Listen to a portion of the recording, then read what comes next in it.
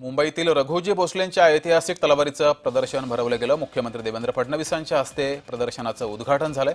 ऐतिहासिक तलवार राज्य सरकारनं लंडनमधून ताब्यात घेतली आहे। प्रभादेवीतील पु ल देशपांडे कला दालनात या प्रदर्शनाचं आयोजन केलं गेलंय।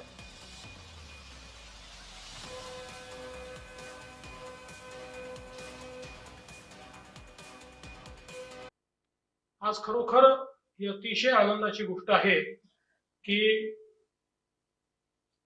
आपल्या मराठा साम्राज्याची आणि हिंदवी स्वराज्याची प्रतीक असलेली ही तलवार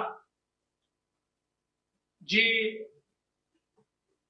आपल्याकडनं एक प्रकारे लुटूनच नेण्यात आली होती, ती आज पुन्हा एकदा आपल्या महाराष्ट्रामध्ये परत आलेली आहे आणि ही खरोखर आपल्या सगळ्यांकरता अत्यंत गर्वाची गोष्ट आहे।